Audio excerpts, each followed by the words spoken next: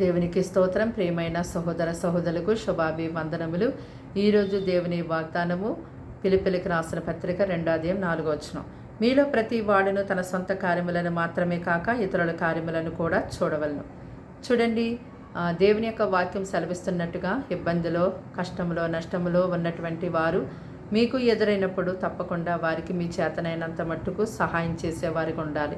ఒకవేళ సహాయం చేసే స్తోమత మీకు లేని పక్షాన మీరు వారిని ఆదరించి దేవుని యొక్క మాటలతో బలపరిచి ధైర్యపరిచి వారి నిమిత్తం భారం కలిగి ప్రతిరోజు ప్రార్థించేవారుగానైనా ఉండాలి. అన్ని సహాయముల కంటే ప్రార్థనా సహాయం చాలా గొప్పది కనుక మరి అలాంటి స్థితిలో ఎవరైతే ఇబ్బందిలో కష్టాల్లో ఉంటున్నారో ఇతరుల గురించి మనం ఎంతగానో వారిని ప్రేమించి ప్రార్థించేవారుగా ఉండాలి. అయితే కొందరికి సహాయం చేసే వీలుపాటు అవకాశం స్తోమత ఉన్నప్పటికీ కూడా ఇతరుల కార్యములు ఎంత మాత్రం పట్టించుకోలేని వారుగా ఉంటూ ఉంటారు. దేవుని యొక్క వాక్యలో చూస్తున్నాం కదా, మేలు చేయడం నీ చేతనైనప్పుడు దానిని పొందదగిన వానికి చేయకుండా వెనుదీయవద్దు అని. అలాగే మరి నీ చేతికి ఏదైతే పని చేయడానికి వచ్చో అది శక్తి లోపం లేకుండా చేయాలని కూడా దేవుడు సెలవిచ్చారు.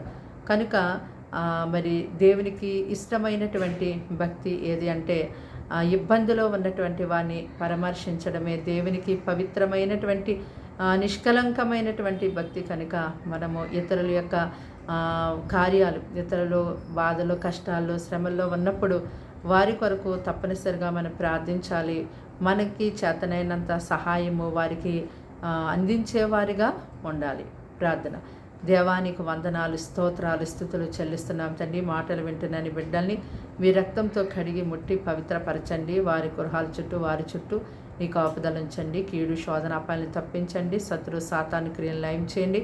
నీ బిడ్డలు అనారోగ్యంతో ఉన్నారేమో ఇప్పుడే వారిని ముట్టి స్వస్థపరచండి. నెమ్మది సమాధానం లేకుండా ఉన్నారేమో వారి హృదయంలో నెమ్మది సమాధానం దయచేయండి. పాలు తాగే పిల్లల దగ్గర నుంచి పెద్దవారి వరకు ప్రతి ఒక్కరికి నీ సన్నిధి బహుబలంగా ఈ దినమంతా తోడుగా ఉంచి నడిపించండి.